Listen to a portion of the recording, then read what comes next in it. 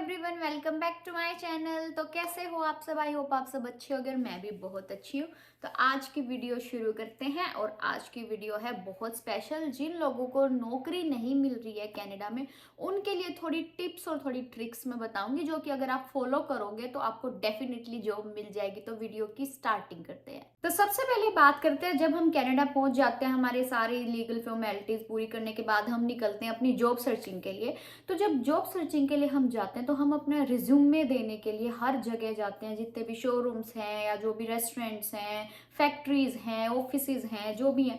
तो आप जहाँ भी रिज्यूमे देने के लिए जाते हो तो मोस्टली वहाँ पे एम्प्लॉयज मिलते हैं आपको सबसे पहले डेस्क पे। वहाँ जाके आप उनसे पूछते हो, जो काम करने वाले ऑलरेडी हैं, इंडियन हैं या फॉरेनर्स हैं या जो भी हैं, तो आप उनको पूछते हो कि क्या यहाँ पे हायरिंग चली हुई है।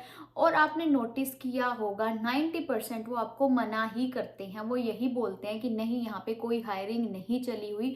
तो आप वो कहते हैं कि आप अपना रिज्यूमे दे जाओ, अगर आपको देना है, अगर हायरिंग हुई तो हम आपको बता देंगे। तो आप अपना रिज्यूमे उनको दे आते हो। आप ये तक नहीं पूछते कि मैनेजर कहाँ है या फिर मैनेजर कब आएगा। अगर नहीं है तो हम मिलके ही जाएंगे, हम रिज्यूमे उनको ही दे के जाएंगे। हम यही सबसे बड़ी गलती करते हैं कि हम अपने रिज्यूमे वहाँ जो एम्प्लॉयर्स काम करते हैं हम उनको दे आते हैं, जो कि वो क्या करते हैं। कई मैंने अपनी आंखों से खुद के लिए भी देखा था, जब मैं नई नई आई थी। मैंने औरों का इतना ज्यादा, ये तो इतना ज्यादा कॉमन हो चुका है सुनने में, कि हम अपने रिज्यूमे दे के आते हैं और एम्प्लॉय क्या करता है, जो वहाँ पे काम करने वाले इंडियंस होते हैं या जो भी होते हैं, वो आपका रिज्यूमे डस्टबिन में फेंक देते हैं। वो तो जिसकी नजर पड़ जाती है, आप पीछे मुड़ के देख लेते हो या फिर उसको नहीं पता होता कि आप देख ही रहे हो, तो कईयों को पता लग जाता है कि इस दिन मैं रिज्यूमे डस्टबिन में ही फेंक दिया। तो उस टाइम जो बच्चे को फील होता है, जो भी मतलब जॉब के लिए गया होता है, मैं सीरियसली नहीं बता सकती, बहुत गंदी फीलिंग होती है। तो इसके लिए आपको क्या करना है, जब भी आप अपना रिज्यूमे देने जाओगे ना, आपको सबसे पहले मैनेजर पूछना है कि मैनेजर कहाँ है। अगर वो आपको बोले कि मैनेजर नहीं है, तो आप पूछोगे कि कब तक आएगा। वो आपको टाइम बताएगा कि कब तक आएगा। अगर वो बोलेगा कि आज नहीं आ रहा तो कोई बात नहीं, आप सुबह नेक्स्ट डे जल्दी जाओ। आप मतलब हर रोज टाइम चेंज कर दो अपना जाने का, लेट मत जाओ। अगर आप 11-12 बजे के आसपास जाओगे तो मोस्ट ऑफ द टाइम आपको मैनेजर मिलता ही है। अगर आप 3-4 बजे के बाद जाओगे रिज्यूमे देने, तो मैनेजर हर हर जगह के उस टाइम तक चले ही जाते हैं, निकल ही जाते हैं। तो आप मतलब जाओ 10 बजे के बाद और 3-4 बजे से पहले, इसके बीच में मैनेजर मिलता ही है। कई बार वो आपको झूठ भी बोल देते हैं कि मैनेजर नहीं है, तो हम कैसे दे सकते रिज्यूमे उनको, हम अपने आप दे देंगे उनको रिज्यूमे। वो ये बोल देते नहीं, आपको जो अपने रिज्यूमे मैनेजर के हाथ में ही पकड़ाना है। ये बात ध्यान रखना कि जो आपका रिज्यूमे है वो मैनेजर के हाथ में ही जाना चाहिए, एम्प्लॉयज के हाथ में नहीं जाना चाहिए। अदरवाइज आप भूल जाओ कि आपका रिज्यूमे वो मैनेजर तक पहुंचेगा नहीं पहुंचेगा। इसके पीछे का रीजन भी मैं बता देती हूँ।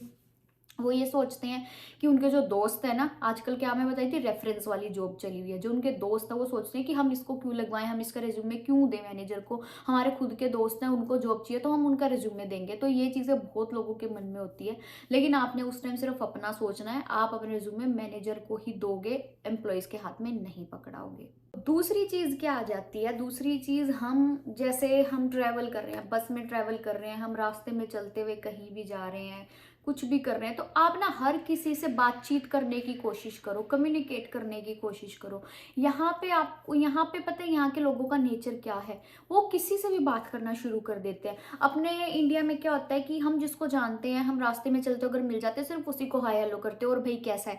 लेकिन यहाँ के जो लोगों का नेचर है, वो जानते नहीं होते इंडियंस को, जो फॉरेनर्स होते हैं, बट वो फिर भी चलते चलते आपसे, आपको स्माइल पास करेंगे, आपको हेलो बोलेंगे, ये तक पूछ लेते हैं आपका दिन कैसा गया, आप कैसे हो, सब कुछ पूछ लेते हैं। तो आप यहाँ पे शाय फील मत करो। अब आप ये सोचो कि आप इंडिया छोड़ के कनाडा आ चुके हो, तो अब आपको अपने अंदर इतने सारे चेंजेस लेके आने पड़ेंगे इंडिया के एटमोसफेयर के हिसाब से। तो आप जितना हो सके कम्युनिकेट करने की कोशिश करो। आप बस में बैठे हो कहीं, तो आप बस में किसी से भी बात करना शुरू कर दो।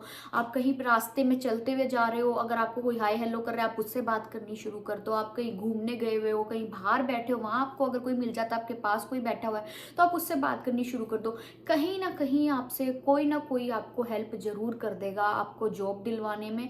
मतलब मैं बताऊं आपको, कोई ऐसा अच्छा इंसान भी मिल सकता है कि जो आप वैसे रिज्यूमे देने जा रहे हो उन जॉब से बेटर जॉब आपको दिलवा सकता है। तो कम्युनिकेशन बहुत ज़्यादा ज़रूरी है।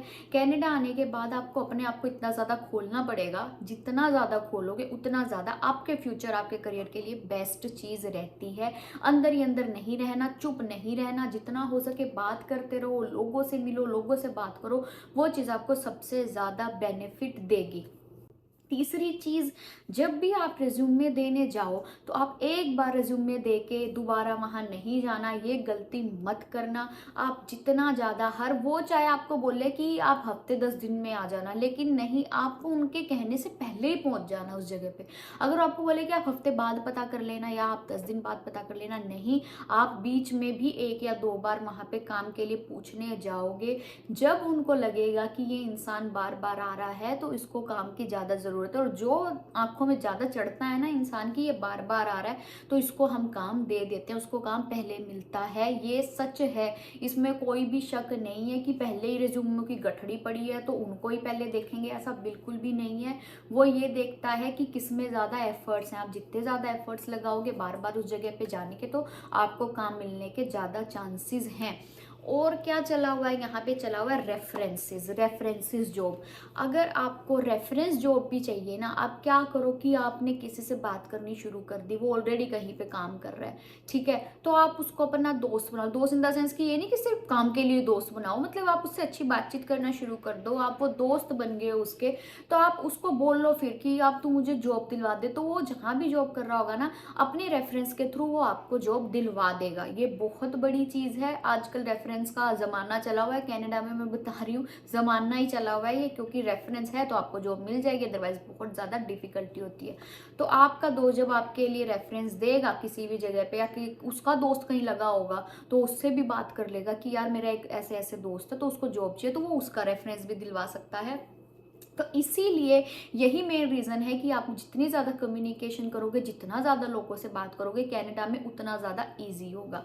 तो ये चीज़ का ध्यान रखना, जो आपका रिज्यूमे है वो आपको मैनेजर को ही देना है, आपको एम्प्लॉयज़ को नहीं पकड़ाना है। दूसरी चीज़, आपको बार बार उस जगह पे जाना है, वो चाहे 10 दिन के बाद बोले, आपको बीच में 1 या 2 बार जरूर जाना है। आपने उनकी बात मान के ही नहीं चलना कि 10 दिन बोल रहे हैं तो आप 10वें 11वें दिन ही जाओगे, नहीं। अदरवाइज जो बीच में उससे पहले, आपसे पहले 2-3 बार चला गया, वो उसको जॉब दे देंगे। तो इन छोटी छोटी चीज़ों का आपको बहुत ज़्यादा ध्यान रखना, और कम्युनिकेशन प्लीज़ अंदर ही अंदर नहीं रहना। जितना ज़्यादा यहाँ पे लोगों से बात करोगे उतना ज़्यादा आपका यहाँ पे फ़ायदा होगा। तो आज की वीडियो में सिर्फ इतना ही। आई होप कि आपको ये थोड़े बहुत पॉइंट्स और जो मैंने टिप्स और ट्रिक्स बताई आपको समझ आ गई होंगी।